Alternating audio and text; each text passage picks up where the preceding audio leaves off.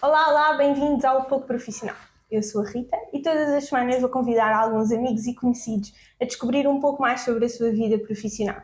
Sempre tive muita curiosidade em perceber o que é que está por trás de alguns job titles e, portanto, vou convidar essas pessoas para tentar desmistificar um bocadinho o que é que isso significa. Antes de vos apresentar o convidado de hoje, vamos a 5 perguntas rápidas, só de uma palavra, ou de sim ou não, e vamos então a isso. Qual é que é o teu job title? Sou PhD student. Se tiveres que extinguir um destes, são abelhas ou formigas? São abelhas. É possível ganhar bem trabalhando em biologia? Não. Numa resposta de sim ou não, sabes o que é que eu faço? Não. Numa palavra, trabalhar em biologia em Portugal é? É duro. Vou passar aqui à introdução e, portanto, vou passar a ler. No episódio de hoje temos a Patrícia. Ela... Opa, tchau. Pode ser. Acho que temos relação para isso. Que eu posso tratar. Ela não sabe disto, mas foi a 4ª pessoa a saber da existência do podcast e a 2ª pessoa a ser convidada. Sem praticamente me conhecer, sem um pitch trabalhado do meu lado e nunca ter visto um episódio, aceitou de olhos fechados o meu pedido, que começou com uma frase a dizer: tenho um pedido um pouco peculiar para te fazer. Tive no máximo 3 vezes com a Patrícia na vida e quando iniciei a lista de convidados, o nome dela surgiu logo sem hesitação. Mesmo antes da entrevista, posso já dizer que a Patrícia é o máximo. Ela escreveu um livro que lançou o mês passado e tudo o que eu vou passar a dizer, vou colocar os links depois na descrição. Tem um canal no YouTube, também já teve um podcast, tem uma página de fotografia linda e que partilha o mundo da investigação e que descreve tudo por lá. Escreve poemas e recentemente começou a desenhar. É uma artista, pensam vocês, mas também é uma artista na ciência, porque já estudou e acompanhou golfinhos e o desenvolvimento das crias depois do parto.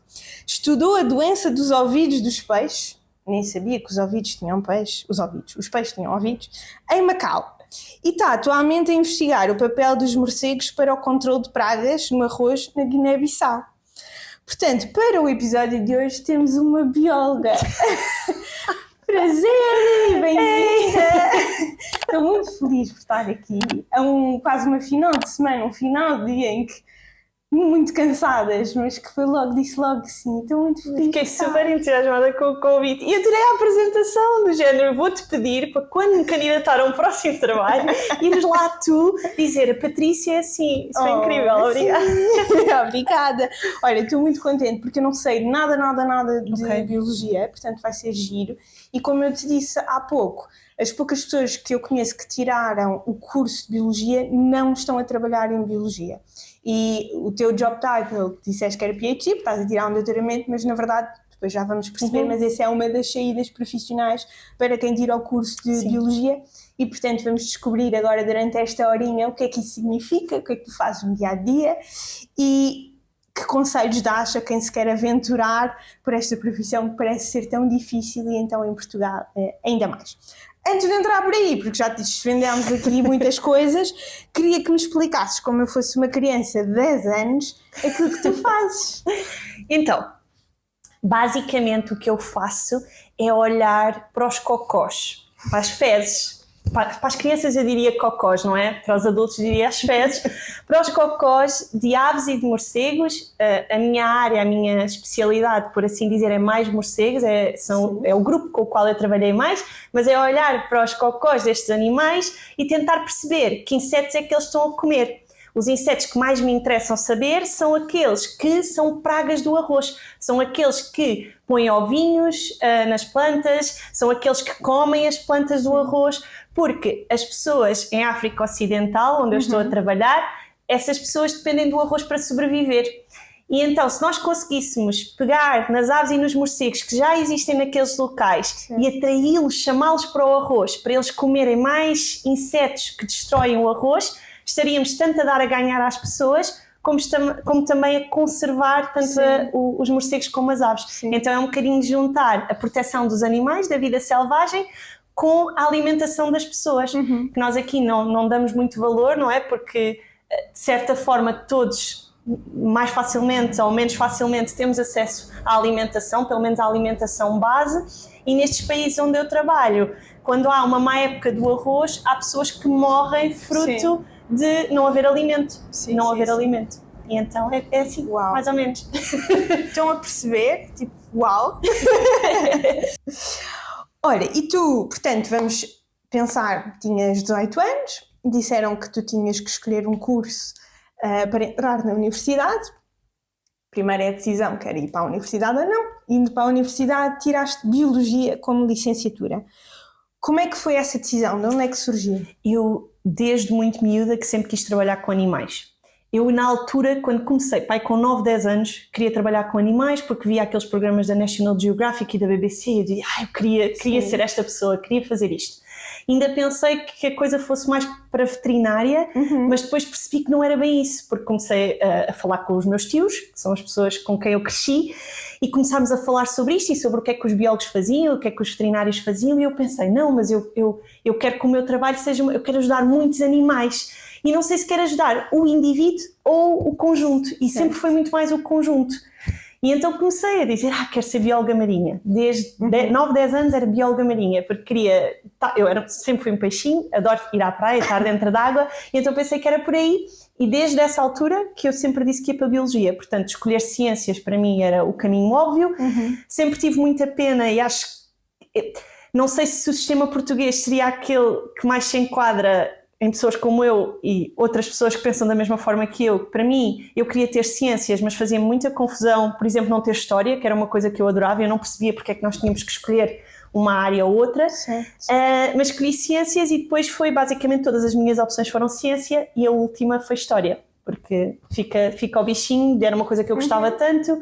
E há coisas na parte da história que se ligam com a biologia. Exatamente, até depois com há teus outros passos que já vamos mais à frente. Portanto, tu já sabias na altura, ok, eu vou tirar a biologia porque eu quero ser bióloga. Tal e qual, eu sabia que era isso. Raro, tu tens noção disso, é quase uma vocação de uma pessoa saber, nem tenho dúvidas para aquilo que eu quero, e depois chegar a esse momento e realmente gostar. E gostei muito. E querer continuar. E depois deste o passo de continuar os estudos, tiraste 2 mestrados, ver se digo bem, porque nem sabia que isto existia, psicobiologia, e depois um segundo mestrado, porque um não é suficiente, não é? Portanto, há pessoas que nem acabam um mestrado. A Patxó foi fazer um segundo mestrado eu não percebi se eu posso dizer isto assim em português, em biologia de conservação ou só conservação. Acho que as duas existem estas duas coisas. Sim. Porquê 2 mestrados? E o que é isto de psicobiologia? O que é isto da conservação? Porquê ir para um mestrado? Explica-me um bocadinho. Então, eu quando visualizei a minha vida como biólogo, eu acho que eu percebi rapidamente que eu não ia ser a pessoa da National Geographic ou da BBC, pelo menos não no início da minha carreira, quem sabe um dia quando eu tiver 60 anos isso seja possível. E porquê?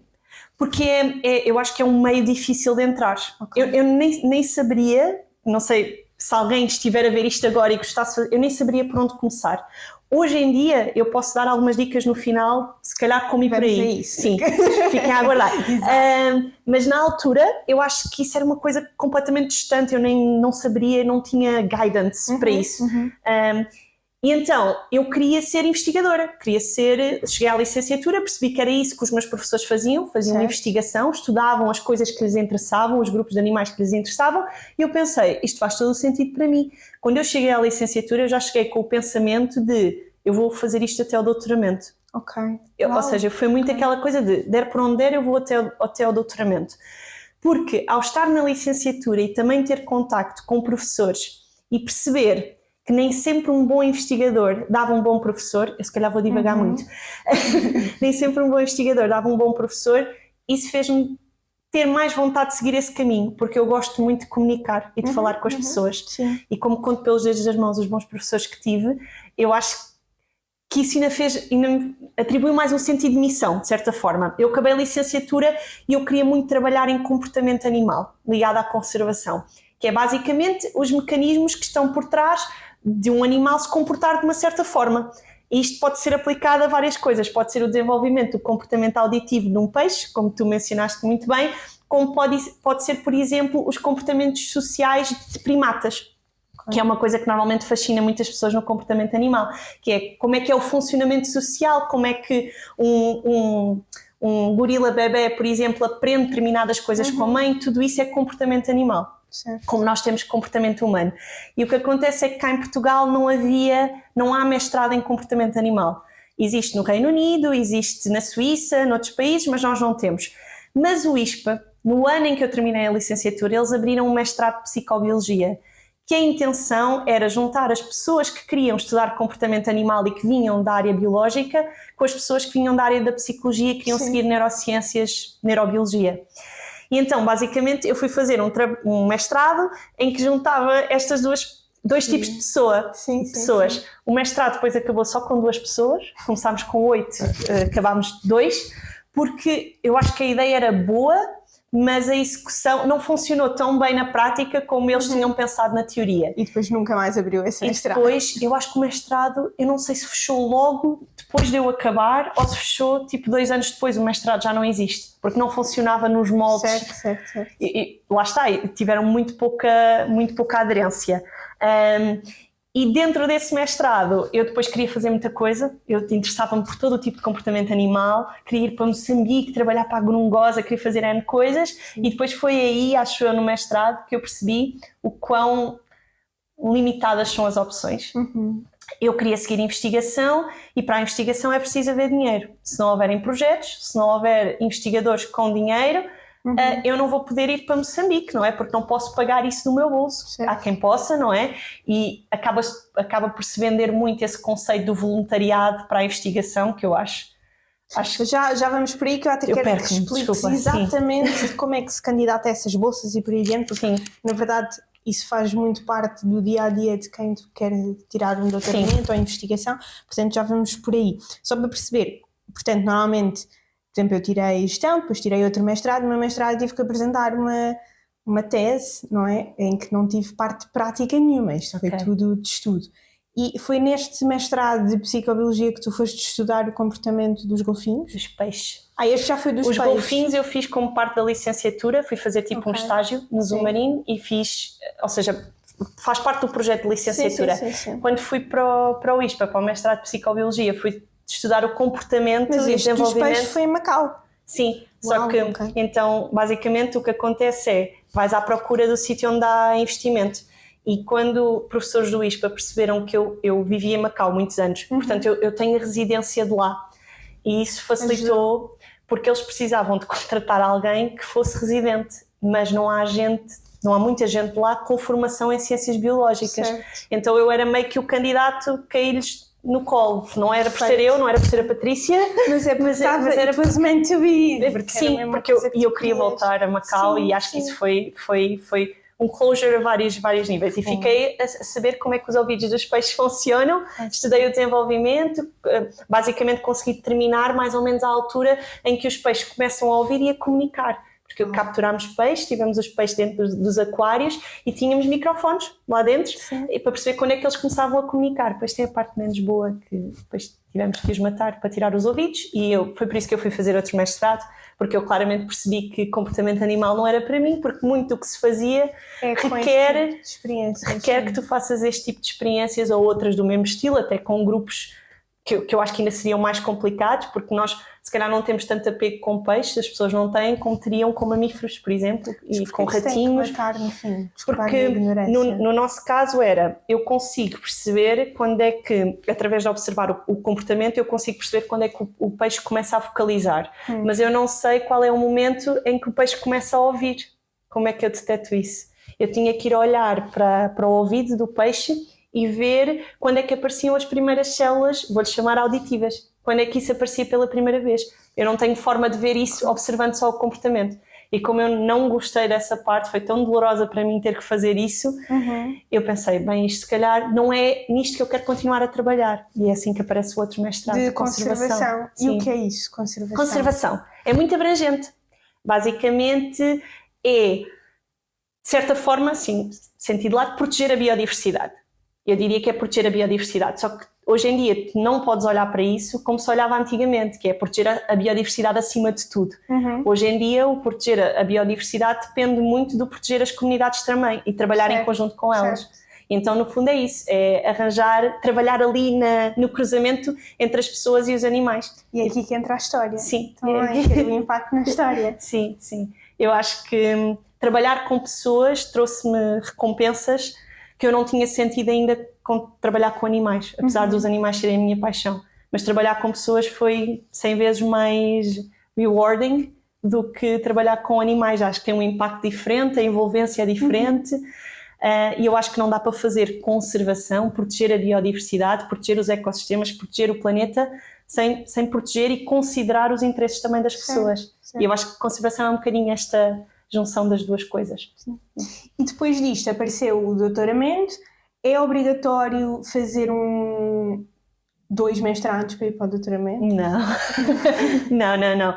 Eu acho que, não, na verdade, querendo seguir uma carreira de investigação, e eu estou a usar esta palavra de forma um bocadinho irresponsável, porque eu acho que ela não existe propriamente em Portugal, mas querendo seguir este percurso, a pessoa pode fazer um mestrado e seguir para o doutoramento. Eu não sei se hoje em dia ainda é possível, como era há uns anos atrás, passar diretamente da licenciatura para o doutoramento. Isso não é muito comum, mas antigamente era possível, desde que a pessoa tivesse boas notas e publicações, que é o medidor do nosso sucesso na ciência. Mas o normal é fazeres um mestrado e seguires para o doutoramento. Eu fui fazer outro porque eu acho que a coisa mais importante quando a pessoa toma a decisão de ir para um doutoramento é ter a certeza que é naquilo que quer trabalhar. Porque vai levar sangue, vai levar suor, lágrimas, vai ser um mestrado vezes 4 e eu acho que tem que se ter a certeza. E como eu não tinha quando terminei o meu primeiro mestrado e questionei muito se realmente o meu percurso era este, eu tive que ir fazer outros para descobrir que eu queria seguir para doutoramento. Eu acabei o meu mestrado, mas aqueles últimos momentos... É doloroso, eu acho que é muito doloroso. É mesmo. Olha, e depois o doutoramento em Ecologia? Não, Biologia e Ecologia. Sim. Porquê? Como é que foi essa decisão? Então, eu acho que havia antigamente na ciência muito aquela coisa de tu escolhes um grupo para trabalhar, um grupo de animais para trabalhar, primatas, aves, morcegos, e isso era uma coisa que sempre me fez muita confusão. Ter que escolher um grupo, eu sei lá qual é que é, há tantos animais que eu gosto, qual é o grupo? E eu quando vim fazer o mestrado aqui para a Faculdade de Ciências de Conservação, eu fui trabalhar com aves, com primatas e demos um passinho nos morcegos. E quando eu percebi que era possível trabalhar com todos os grupos no mesmo tema, pensei, então é isto. Basicamente, eu vim trabalhar com redes. Redes é a melhor forma, para quem não sabe qual é que é o animal com que quer trabalhar, as redes são a melhor forma. São redes? São redes. Redes é imaginar tipo a rede web, que é a ligação de vários elementos, não é? Sim, e depois o que os liga é uma interação. Mesma coisa nos sistemas ecológicos, tu vais ter animais que estão ligados por interações, que podem ser interações que beneficiam ambos, que beneficiam só um, e no meu caso eu fui estudar dispersão de sementes, basicamente. Eu fui ver as ligações entre aves primatas e a correspondência com os frutos que eles comiam. Porquê? Porque eles ao comer estes frutos, voltamos às fezes outra vez, eles vão defecar e vão fazer com que as sementes se depositem no solo, que já vêm tratadas pelos intestinos deles e potenciam a regeneração da floresta. E portanto, ao estudar uma rede, eu posso olhar para vários animais, posso trabalhar com vários grupos. Então foi um bocadinho a partir daí, ok, eu não descobri o grupo que eu quero trabalhar, mas eu descobri o tema, que são as redes. E então eu falei com a minha orientadora, disse que queria continuar a trabalhar com este tema e queria seguir para doutoramento, e escrevemos um projeto com base nesta ideia, com base no que eu já tinha feito no mestrado. Para fazer este salto para o doutoramento, há 2 vias, mais ou menos. Uma que está neste momento em desuso. A via mais comum é as pessoas fazerem uma candidatura individual a uma bolsa individual da Fundação de Ciências, cá de Portugal. São candidaturas difíceis, a percentagem de aceitação é baixa e é escrever um projeto que tem que incluir tudo, desde a parte teórica, científica, até à logística, ao budget, a tudo e mais alguma coisa. Uma candidatura de um projeto... E é um projeto pensado por ti e não de estar aqui uma listagem não, de temas. É pensado pela pessoa e discutido com o seu orientador. Muitas vezes o que acontece é que também existem orientadores que têm projetos já definidos, porque estão na percentagem dos 3% que ganharam um projeto naquele ano, e aí é mais fácil porque a pessoa vai se integrar num projeto que já existe, portanto as coisas já estão escritas, já estão delineadas, e candidatas a uma bolsa individual, mas com uma estrutura já por trás.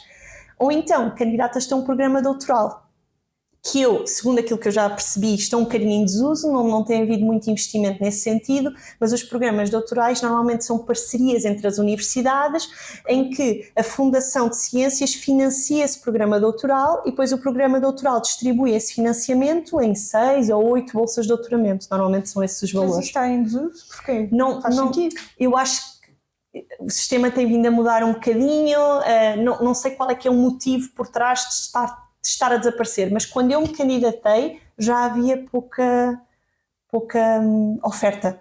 Tanto que a minha orientadora pertence a um grupo de investigação que tem um programa doutoral e eu candidatei-me a outro. Porque no ano em que eu me queria candidatar a doutoramento, que foi o ano em que eu acabei o mestrado, aquele programa doutoral não tinha financiamento. Portanto, eu acabei por escolher outro programa doutoral também aqui da faculdade, que é uma parceria entre a Universidade de Lisboa e a Universidade de Aveiro, porque era o que tinha bolsas. Tu podes fazer um doutoramento sem bolsa, mas eu acho que só faz isso quem tem possibilidades financeiras, porque tens que pagar propinas. Ou não faz isso depois a sua profissão, não é? Ou seja, precisa de ter Exato, e é muito difícil, enquanto na licenciatura de ser trabalhador estudante eu acho que ou no mestrado é uma coisa gerível, não é? A fazer um doutoramento, só se a pessoa quiser demorar mais anos a fazer, é que isso seria possível. Então eu candidatei-me a um programa doutoral que naquele ano ia ter financiamento e cujo o título, como tu leste, se aplicava àquilo que eu ia fazer, que é Biologia e Ecologia das Alterações Globais. Porque esta coisa da segurança alimentar e das pessoas estarem tão dependentes do arroz é muito afetada pelas alterações climáticas, pela instabilidade política, por uma série de coisas. E tu agora estás a tirar então o doutoramento, só para perceber se entendi, nesta, eu tenho que voltar atrás, porque o nome era comprido, de Biologia? Não, é a parte do papel dos morcegos, é o que estás a tirar agora, não é? Sim. Sou isto. E então, como é que é isto? Porque tirar este doutoramento são 4 anos e, portanto, há altos e baixos. A Paty já está no último ano, portanto, está naquele ano em que só desculpa, está um bocadinho para baixo. Só quero finalizar porque são muitos anos. Mas isto passa-se tudo por... Tem várias ondas. Eu queria que tu explicasses um bocadinho o que é a preparação, o ir para terreno, o que é que acontece em terreno, depois quando regressas tem todos estes dados, o que é que se faz a esses dados, ou seja, todo este processo, porque há partes que há pessoas que consideram mais giras, outras menos giras, até tu acredito que de acordo com os 4 anos vai variando, mas fazes imensa coisa e são quase 300 mil profissões na verdade. Explica um bocadinho, e acho que podes partilhar este projeto em específico, como é que foi, quando é que a parte em que começou, portanto integraste num grupo e como é que foi a parte da preparação e tudo isso. Portanto, eu quando entrei no doutoramento eu tinha um projeto em mente que era continuar o meu projeto de mestrado, portanto eu tive o meu primeiro ano inteiro, como a minha orientadora não tinha um projeto, eu tive o meu primeiro ano foi candidaturas a financiamentos, que é como eu não tinha um projeto a suportar o meu trabalho, a minha bolsa não ia ser suficiente para eu ir para a Guiné-Bissau desenvolver aquilo que tinha que desenvolver, estadia, voos, etc. E então o meu primeiro ano foi fazer cadeiras, que são obrigatórias no primeiro ano de qualquer doutoramento, pelo menos em ciências, há cadeiras que nós temos que fazer, sim. Okay. Sim. Nem isso acaba. Sim, eu também não entendo, mas existem aulas que nós temos que ter. E no meu tempo livre, em que não tinha aulas, eu estava a fazer candidaturas a financiamentos internacionais para projetos de conservação nos trópicos. Pronto. O que é que acontece? No final do meu primeiro ano, a minha orientadora ganha um projeto. E dentro do projeto dela, então decidimos que o meu doutoramento já não ia ser aquele que eu tinha planeado, porque logística e financeiramente não fazia sentido. Eu ia trabalhar na mesma com redes, mas num contexto ligeiramente diferente. Como é que isto tudo se processa? A primeira parte do processo científico é sempre as perguntas e as hipóteses que tu tens. Eu, como estava inserida num projeto, essas perguntas já existiam e essas hipóteses já existiam. Mas há todo... porque é o mais difícil. É o mais difícil, é o mais difícil. Que era o que eu tinha feito no meu primeiro ano para o meu projeto, que está lá na gaveta e voltaremos lá, quem sabe, num pós-doc. Mas a primeira parte é ler muito, não é? Na área em que tu queres trabalhar, que é para tentares encontrar questões que te interessem, que te motivem e apaixonem, que eu acho que isso é o principal, e que tu queres responder. Essa é a primeira parte do processo. E depois então, na prática, como é que tu vais avaliar isto? Antes disso, então, essa parte, ou seja, durante 8 horas, eu sei que não são seguidas, não é? Mas durante 8 horas estás a ler artigos. Durante 8 horas estás a ler artigos e a ler tudo o que há de novo na área que tu estás a investigar e a tentar formular, tipo brainstorming, não é? Tentar formular perguntas e coisas que tu queiras responder e qual é que achas que é o outcome daquilo que tu queres responder. Tu tens de ter sempre uma hipótese, que é, eu tenho esta pergunta e eu acho que o outcome mais provável é X ou Y. E quanto tempo é que ficas a fazer isso? Nas melhores das hipóteses? Então, nas melhores das hipóteses, eu diria tipo uns 2, 3 meses a fazer isto. Só entrar. Só a ler, só escrever e... Por isso é que muita gente passa diretamente do mestrado para o doutoramento, porque tu já vens com esse trabalho feito, não é? E se tu fores seguir o doutoramento na mesma área do teu mestrado, tu já vens a fazer esse processo. E já fizeste a tua investigação e já ficaste com perguntas para responder a seguir. E acaba por ser mais fácil assim. E desculpa interromper, nesses primeiros meses em que é na investigação, a leitura, a pesquisa, tu já estavas integrada numa equipa, portanto já tinhas, por exemplo, este espaço, ou era, eu estou em casa, como é que isso acontece? Então, nós, na verdade, eu acho que isto depende muito dos grupos de investigação. No meu grupo há muita liberdade, a minha orientadora também não está sempre na faculdade, ou seja, nós podemos trabalhar em casa, podemos trabalhar aqui. Eu prefiro trabalhar aqui porque acho que depois à hora do almoço estamos com outros colegas que estão na mesma situação que nós e fazemos um bocadinho essa partilha. Foi-me logo dado este espaço, que eu acho que nem sempre acontece, muitas vezes as salas são partilhadas com outros estudantes e isso pode ser mais ou menos confuso para as pessoas. Existem salas de estudo aqui na faculdade e salas para alunos de doutoramento. Eu acabei por ficar nesta e estive sozinha quase 80% do tempo em que estive a fazer o doutoramento. A sala era só para mim. Portanto, o perfeito era a minha bolhinha. Ou seja, há essa liberdade no grupo. E depois tenho sempre reuniões semanais, obviamente, com os meus orientadores para fazer um bocadinho o ponto da situação. Como já havia uma estrutura de um projeto, o que nós tínhamos que delinear era mesmo como é que íamos aplicar a metodologia no campo e escolher os sítios onde íamos fazer as coisas e isso, na verdade, nós temos que planear tudo aqui, mas quando chegamos ao campo é totalmente diferente. Portanto, há um planeamento teórico de como a coisa vai ser, não é? Tenho uma série de hipóteses e sei que tenho que montar redes, tenho que fazer percursos, tenho que fazer inquéritos, mas depois isso no campo pode correr de mil e uma maneiras e só consegues prever até certo ponto e isso também é o desafio de trabalhar nos trópicos. E essa é a última, porque eu interrompi-te e depois não sei se as pessoas depois conseguem acompanhar porque eu estou mesmo com muita curiosidade, desculpem, estou a fazer muitas perguntas ao mesmo tempo. Ok, então tens aqui a pesquisa, estás, vamos pôr 4 meses a fazer esse tipo de pesquisa e colocar as hipóteses e depois? Qual é que é o segundo passo? O segundo passo é o planeamento da metodologia, de quando é que nós vamos para o campo e de como é que vamos aplicar, em teoria, como é que nós vamos resolver a metodologia. E se aparecerem problemas, qual é que é a alternativa B, C e D para conseguires resolver os desafios que vais ter. Mas depois é ir para o campo. E quanto tempo é essa preparação? Eu diria que, tendo um ano inteiro, pensando num ano inteiro, tu estás 2 ou 3 meses a rever estas questões, 1 mês, 2 meses, tendo em conta que esta metodologia já existia. Atenção, se não existindo eu acho que é um bocadinho diferente. 1 ou 2 meses para limarmos as coisas, a logística, de como é que vamos fazer as coisas e depois é marcar as viagens e fazer esse processo logístico com as entidades. E aí tens que planear tudo, ou seja, já tens que saber todas as entrevistas aos locais que vais ter que fazer, perceber logo aí à partida que tipo de dados é que queres recolher ou não para ir responder a estas questões, porque só vais lá uma vez, portanto tens que saber tudo e mais alguma coisa, se tens de deslocar ou não tens de deslocar, que tipo de recursos é que necessitas para isso e depois quanto tempo é que ficaste lá? Então, eu fui 2 vezes, na verdade. Normalmente há há um tempo ideal que tu deves ir, mas eu acho que isto é um bocadinho, vai depender muito das circunstâncias. Eu apanhei o Covid, portanto, em teoria eu iria 3 vezes, fui 2. Então, a primeira vez eu fui de setembro a dezembro e depois a segunda vez fui de maio, do ano a seguir, fui de maio a dezembro.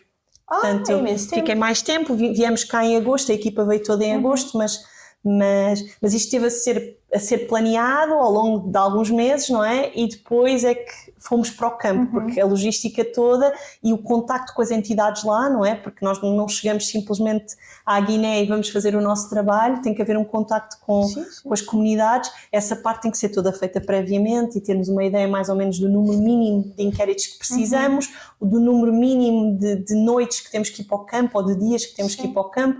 Se a equipa for grande, se tivermos alunos de mestrado, também temos que definir como é que são as parcerias, não é? Ninguém vai para o campo sozinho, isso é a regra número 1 de fazer trabalho no campo, seja em Portugal, seja nos trópicos, e então tem que se fazer essa logística de gerir aquilo que estavas a dizer, são múltiplos trabalhos. Eu acho que no fundo é isso, não é? Porque é gerir um projeto, gerir pessoas, tem que haver um macro e um micro planeamento e depois a maior parte das vezes o que acontece nos trópicos é que esse planeamento cai, 50% porque cai. pelo que eu percebo, tu vais fazer, tens que ter o papel de gestor de projeto, tens de ter o papel de entrevistador, tens de ter o papel de tradutor, porque depois tem que não só traduzir a língua, mas depois transcrever também todas as entrevistas que fizeste. Papel de análise de dados, que isso já vamos mais para a frente, de comunicação, não é? De investigadora que já és. Portanto, eu senti ao ler um bocadinho o teu percurso, que era para também perceber como fazer aqui as questões, que tu tens um bocadinho tudo num só, não é? Sim, eu tenho sorte que a minha orientadora é excelente na componente logística, ela gera muito bem essa parte e basicamente o que fazíamos todos os anos é irmos para lá, ela está lá o primeiro tempo só para ver se está tudo a funcionar bem, eu depois como aluna de doutoramento faço complementa aquilo que ela já tinha definido. Mas sim, é gerir pessoas, gerir horários, gerir transporte, não é? Temos que nos deslocar lá, gerir as emoções das pessoas e gerir também os alunos de mestrado. Chegam investigadores, tempo em tempo, chegam investigadores para trabalhar connosco e integrar a equipa. Tudo tem que correr mais ou menos bem, porque já é um sítio difícil de trabalhar e as pessoas estão longe de casa e há uma série de questões associadas a isso. E eu acho que sim, capacita-me em coisas que eu não estava à espera de ser capacitada em, porque fiz, até então, tinha feito muito trabalho, mais só eu, não é? Não tanto em equipa e não com estes desafios todos de trabalhar nos trópicos. Sim. E o que é trabalho de campo? Trabalho de campo. Trabalho de campo é super divertido, é a melhor parte. Trabalho de campo podíamos fazer eternamente. No meu caso, trabalho de campo foi muitas coisas. Como eu era aluna de doutoramento, eu tinha que fazer as minhas partes e acompanhar a parte do trabalho dos alunos de mestrado. Portanto, o meu trabalho era, nos anos, foi fazer caminhadas de manhã para contar aves, para ver as aves que apareciam nos arrozais, identificar as espécies e ver se elas pousavam no arroz. Escrevias a dizer, vi uma ave. Fazes tipo uma tabelinha. Esse trabalho também é um trabalho que fazemos previamente. Ou seja, temos que ter mais ou menos uma noção do que é que vamos apontar. Então fazemos umas tabelas. Às vezes essas tabelas são feitas na Guiné já, não aqui, porque também depende do que é que tu vais encontrar. E fazemos umas tabelas em que tens, por exemplo, a espécie, não é? Quantos indivíduos é que tu vês naquele momento, a hora, o dia, se está nevoeiro ou não, se há perturbação ou não, por exemplo, se estão pessoas a passear num arrozal também, porque isso vai afetar o comportamento das aves, coisas assim deste estilo, se elas pousaram no arroz, se sobrevoaram o arroz, coisas assim. Depois, quando tu vais para estas circunstâncias, apesar de tu teres uma hipótese definida, tu estás a recolher dados, então tu recolhes o máximo de dados que conseguires. Portanto, percursos para aves, depois montávamos redes, tanto para aves como morcegos, são umas redes muito grandes, de 12 metros, que montamos ao longo do arrozal, tentar ao máximo não destruir o arroz, não esquecer que aquilo é o alimento das pessoas, em que basicamente, se for para as aves, montamos de manhã e a meio da tarde, final do dia, e para os morcegos montamos a partir do final do dia. Tanto as aves como os morcegos caem nas redes e nós recolhemos com luvas os morcegos com as aves, não é preciso, os morcegos mordem. Recolhemos. Gostam de dedos, não é? Gostam muito de dedos, adoram dedos, é impressionante, eles estão sempre a tentar morder. É mais, por isso é que eu acho que é mais desafiante tirar morcegos do que tirar aves, e eu eu sou suspeita porque eu sou mais fã de morcegos, e colocamos estes animais em sacos de pano, eles estão ali 15, 20 minutos para podermos recolher as fezes. Depois, a partir dessas fezes, vão ser feitas análises de DNA para identificar as espécies de insetos que lá existem. Como é que tu fazes a conservação dessas fezes até chegar a é em Portugal que vocês fazem essa análise? Sim, o ideal era que tivessem frigorífico ou congeladas. O ideal era congelar, mas isso é completamente, isso não faz sentido, não é possível fazer em África. Houve um investigador que levou um frigorífico. Basicamente, houve uma pessoa que comprou um frigorífico. Portanto, durante 6 meses vocês têm fezes de morcegos no frigorífico. Em vez de termos, não sei, outras coisas que podíamos ter, temos fezes. Essa pessoa comprou um frigorífico no mercado em Bissau, pronto, lá. E levou, e foi assim que nós armazenámos em tubinhos pequeninos. Em Epandorfs, que é assim que se chama, armazenámos as fezes primeiro com sílica, depois percebemos que não era muito fácil de separar a sílica que era para reter a umidade, não era muito fácil de separar a sílica, então começámos a armazenar em... As fezes dos morcegos têm cheiro? Têm cheiro, têm um cheiro específico, mas não é desagradável. Não, a sério, vão por mim, a sério, não é um cheiro desagradável, não é o cheiro que tu associas a fezes de outro, sei lá, de um grande mamífero, por exemplo, não. Tanto que as fezes de morcego são utilizadas, há um café muito caro que é feito com fezes de morcegos, que tem um nome científico que é o guano. Há um café muito caro que é feito com guano. Portanto, há assim umas coisas meio estranhas que se pode fazer com fezes de morcegos, inclusive café.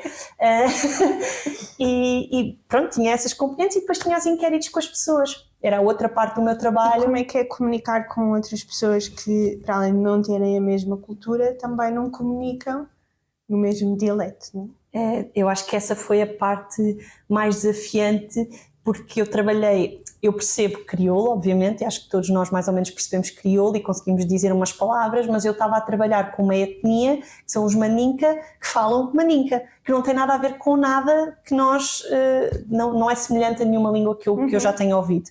E então eu precisava de trabalhar com as pessoas do centro que nos estavam a ajudar, que é a Federação CAFO, na Guiné-Bissau, que trabalha muito no empowering das mulheres naquela região, que são as agricultoras, e basicamente os funcionários da CAFO é que faziam a tradução. Portanto, eu ia com eles fazer os inquéritos, tinha o Junco, que foi a primeira pessoa com quem eu trabalhei, eu basicamente fazia a pergunta, ele traduzia a pergunta para a senhora e depois a senhora respondia e ele traduzia a pergunta para mim. Então era um processo um bocadinho chato até para as senhoras, e até demorado. Porque isso é quase filtrar a informação, nunca se tem a informação exatamente como queremos. E é uma coisa que tens que ter em conta quando depois vais fazer a análise desses dados. Não só estás a perder coisas na tradução, como tu tens uma pessoa, para já tens um homem, que foi uma dificuldade que nós tivemos, nós não conseguimos encontrar uma mulher que falasse português crioulo e que depois também falasse mandinka, que era para fazer a ponte. Portanto, tens um homem a fazer uma entrevista e estamos a falar de comunidades muçulmanas, e ao mesmo tempo tens um homem que é de uma federação que defende uma agricultura o mais ecológica possível, que defende, e tu vais fazer perguntas do género, mas você usa herbicidas ou usa pesticidas? Perdes informação, claro que sim. E há muita influência das pessoas que estão a fazer a entrevista, isso tem que ser tido em conta. Eu nunca tinha feito nada nesta componente mais social e aquilo que eu tenho a certeza é que se fizesse outra vez fazia melhor. Havia muita coisa que eu mudava, eu acho que isso é o mais importante também. E tens de adaptar à cultura e isso é a primeira vez que vais. Claro, nunca vais sempre ser. Errar, não é? E não percebemos, principalmente tendo essa religião também por base e tu sendo uma pessoa muito empática e muito comunicativa, como já conseguiram perceber, acredito que possa ter sido um bocadinho complicado. Eu tive os chefes das aldeias a virem ter comigo e a perguntarem, mas porquê é que não me entrevista a mim? Porque eles não percebiam.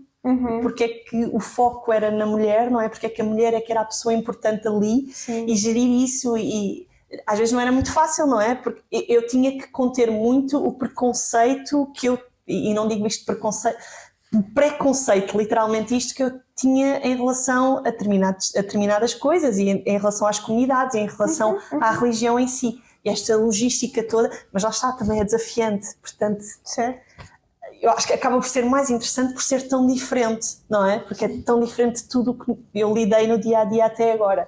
E a tua segunda vez foi melhor, ou não? A minha segunda vez foi melhor, já falava mais palavras de mandinka, sei dizer quase todos os nomes dos animais com que trabalhei no dialeto. Uau. E já percebi algumas das respostas e é totalmente É diferente. que já tens que saber o nome de todas as espécies. E depois tem que Quanto mais saber em mandinka. Meu Deus. Sim. Olha, e depois vens para Portugal, né? Passado não sei quantos meses, e o que é o trabalho cá? O trabalho cá depois é aterrorizador, porque são muitos dados das mais variadas coisas que têm que ser analisados de formas muito diferentes. Portanto, no caso dos morcegos e das aves, nós tínhamos gravações, por exemplo. Esses sons não são dados que tu tens do campo e que imediatamente consegues fazer uma análise estatística. Não, certo. Tu tens que ir olhar para os sons e identificar as espécies. Portanto, isso são mais não sei quantos meses de trabalho, dividido entre os alunos de mestrado, os alunos de doutoramento, obviamente, porque isso é uma tarefa dantesca. Depois tens dados que são prontos a utilizar, por exemplo, os dados dos inquéritos, que é uma questão de passar para o computador, temos mais ou menos uma ideia de como é que íamos analisar estatisticamente e começar essa análise, que acaba por ser primeiro uma análise muito geral, isto para os dados sociais e para os dados mais ecológicos, em que queres procurar padrões, tipo o que é que salta à vista. Então fazes muitos gráficos, é muito visual, e depois vais tentar responder às tuas perguntas mais específicas que tinhas. Portanto, primeiro olhas para o todo, vês o que é que salta à vista e depois começas a escrutinar a informação. E dependendo dos dados que tu obtiveste, ou tens que fazer uma preparação prévia, como o caso dos sons dos morcegos, não é? Que tens que ir olhar para os sons, identificar a espécie e ver se o animal está a comer ou não, como tens dados diretos, não é? Os dados, por exemplo, de observar as aves, também a estatística, ou seja, não vais fazer nada de muito diferente do que já tem sido feito até hoje, estás a responder a coisas diferentes. Portanto, as análises estatísticas, no fundo, acabam por se adequar muito, ou seja, são repetitivas, de certa forma. Então, tu já sabes mais ou menos como é que vais analisar os dados, depois aparecem sempre surpresas e coisas que tu tens que ajustar, mas eu acho que a parte mais difícil é que muitas vezes tu voltas com dados que não estão prontos para a análise. E nesse aspecto depois tens mais não sei quantos meses de ver sons infinitamente. Isso é mais de um ano. Sim. Eu acho sempre que os doutoramentos não são feitos. O doutoramento tem 4 anos. Eu nunca acho que o doutoramento, os projetos que existem para alunos de doutoramento nunca são de 4 anos. E por isso é que tu depois também tens os alunos de mestrado que estão a fazer as teses deles integrados nos nossos doutoramentos, eles são completamente imprescindíveis, porque sem eles eu acho... Para tentar acelerar o processo e caber tudo em 4 sem eles anos. era impossível. Okay. E o output são pelo menos 4 artigos? São pelo menos, o ideal, isso é tipo, o ideal são 4 artigos, que devem ser, isto depois depende muito de faculdade para faculdade, acho que não há nada legalmente escrito que tem que ser assim, mas depois isto varia consoante o conselho científico de cada universidade.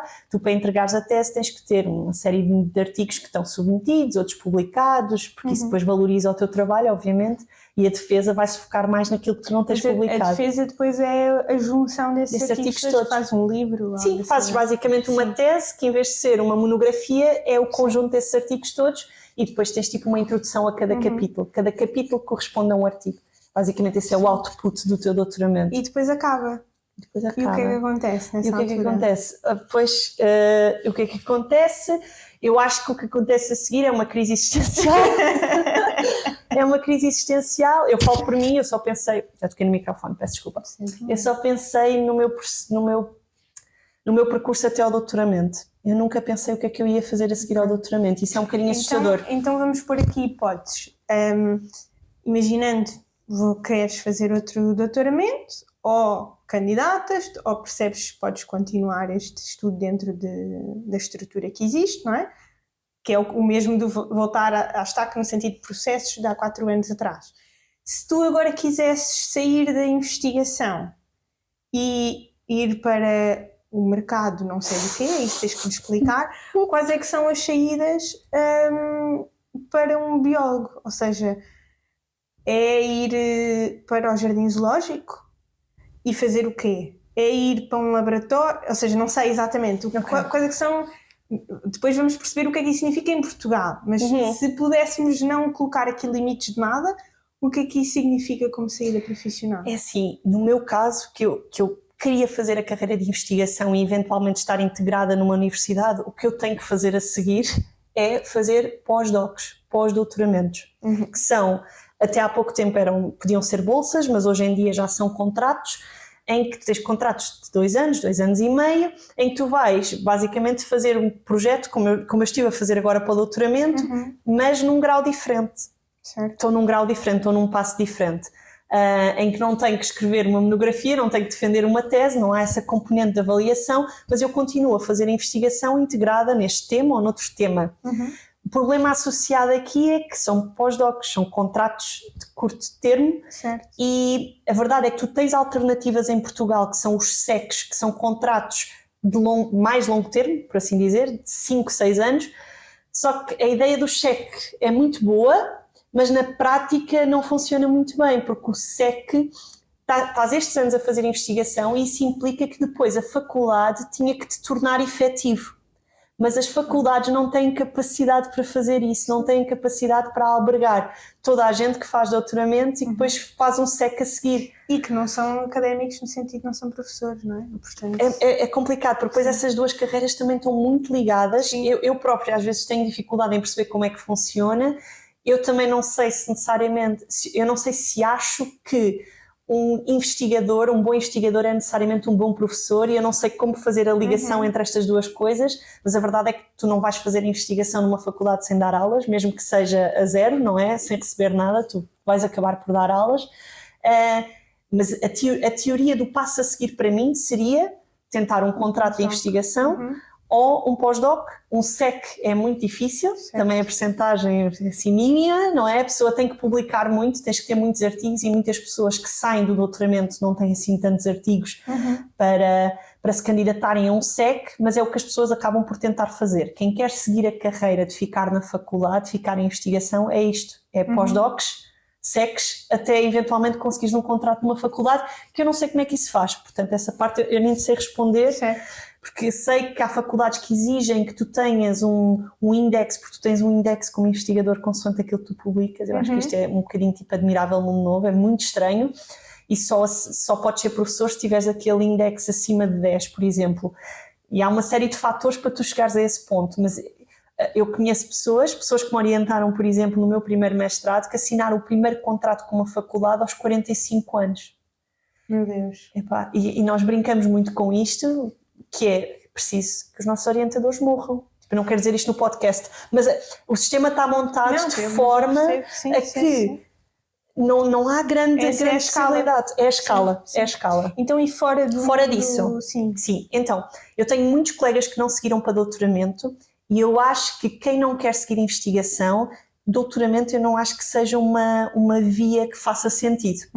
Eu sei que é tentador, porque é tu continuares a trabalhar naquilo que gostas, mas eu acho que teres um doutoramento pode ser uma desvantagem quando tu queres trabalhar nas outras saídas que existem para a biologia, como por exemplo empresas de impacto ambiental. Eu tenho muitos colegas meus que acabaram o mestrado e foram trabalhar para empresas que basicamente são contratadas para fazerem a avaliação do impacto ambiental de, por exemplo, de eólicas.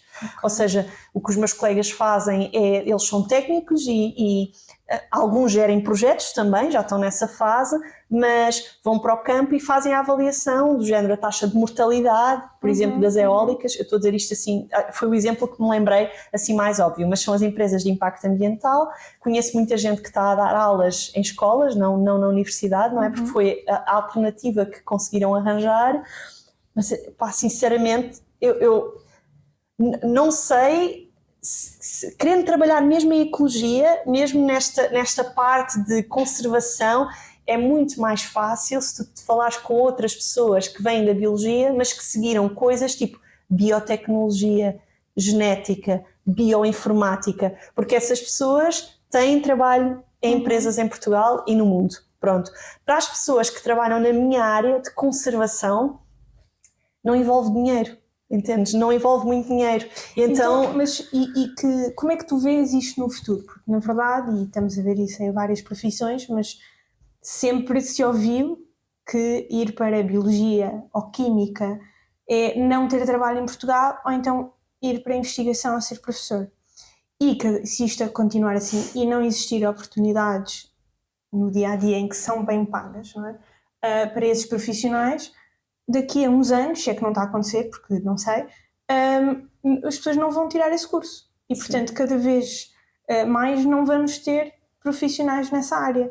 O que é que tu vês que devia ser mudado, ou que estratégias é que, nem estou a dizer o governo português, porque eu acho que isto está a acontecer em todo o lado, que estratégias é que deviam ser implementadas para que isto não aconteça, não é? Ou como é que se consegue inserir essa profissão em trabalhos juntos de parques de conservação ou de jardins zoológicos, ou nem sei, porque não conheço bem a área, mas o que é que tu achas que deveria mudar para que vocês tenham realmente um futuro sustentável, com estabilidade, não é?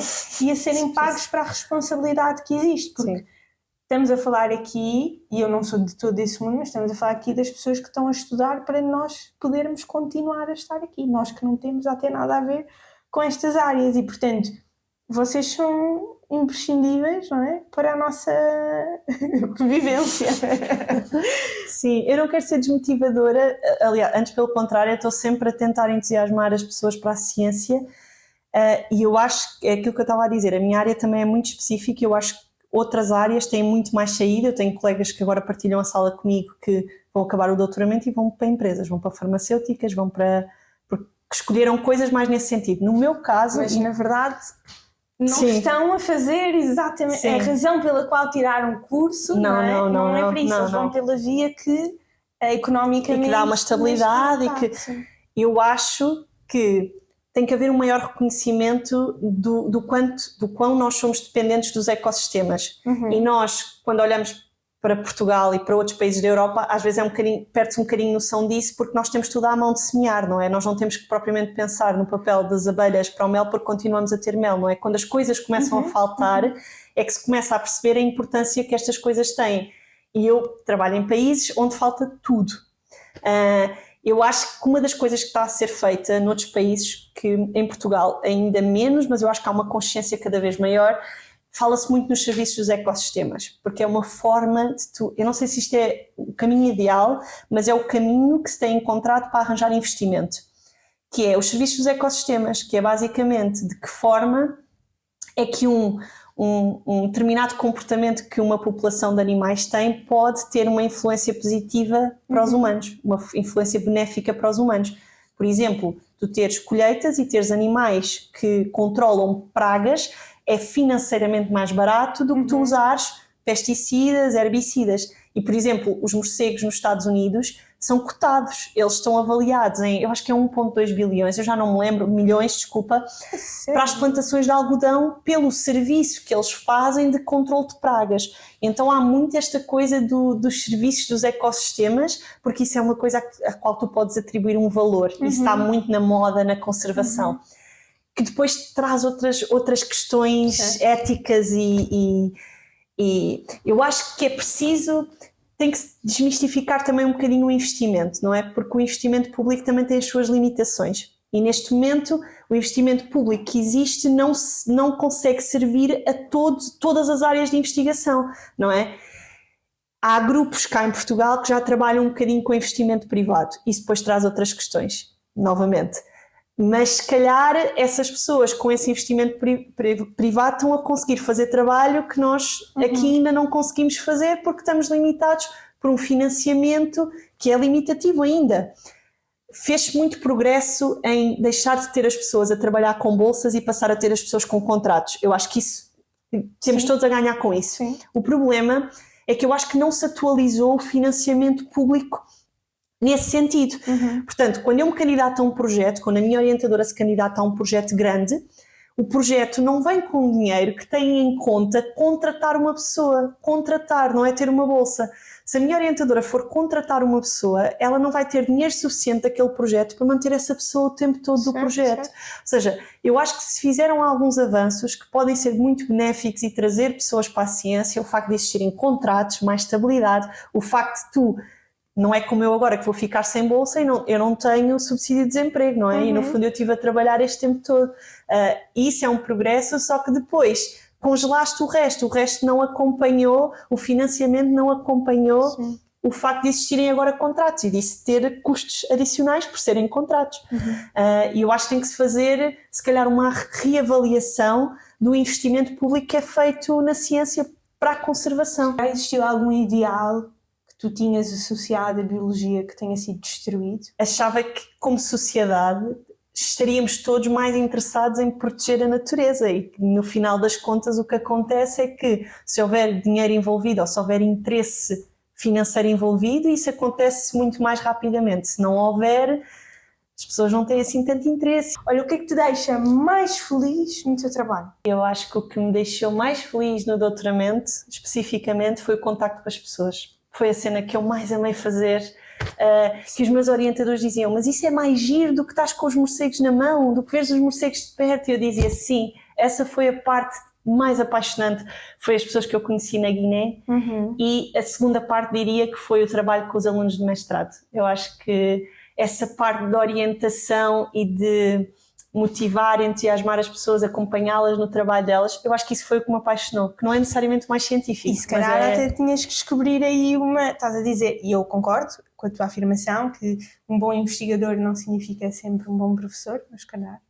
Pois, se calhar, não sei. Olha, estamos aqui com quase falta de tempo, mas na verdade está a ser muito interessante, portanto vou passar aqui à frente algumas perguntas, mas focar aqui numas essenciais, que é alguém que seja maluco o suficiente para entrar pelo mundo de biologia e de investigação, porque realmente tem aqui muitas dificuldades pelo caminho, tenho mesmo que acreditar e ter uma paixão, portanto, quem assim o faça, qual é que tu achas que são as competências, principais competências que essa pessoa deve ter, tanto técnicas como de social skills, e depois, mais à frente, qual é que é o teu conselho para as pessoas que querem realmente entrar neste mundo?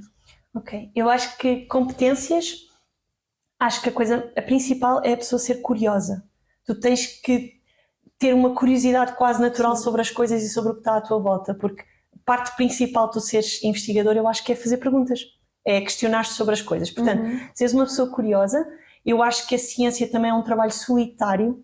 Eu acho que a pessoa tem que saber estar sozinho e estar bem sozinho. Sim. Isso não é muito fácil, parece que é uma coisa que todos conseguimos fazer, mas eu acho que nem todos fazem com paz, de certa forma. Portanto, seres team player, às vezes, especialmente em contextos onde o teu trabalho, que tens de fazer trabalho de campo, não te podes priorizar sempre a ti, portanto tens de considerar que tens uma equipa que também tem as suas dificuldades e também está a passar. Portanto, team player. Eu acho que team player, acho que tens que ser metódico.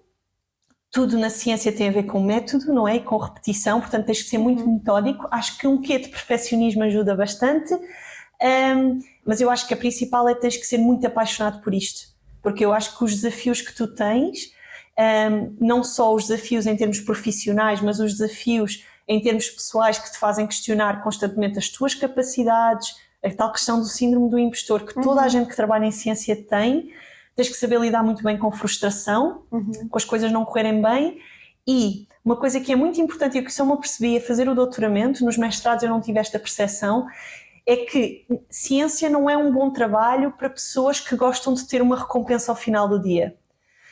Há trabalhos em que tu tens determinadas tarefas e que se tu as cumprires, passas para o dia a seguir.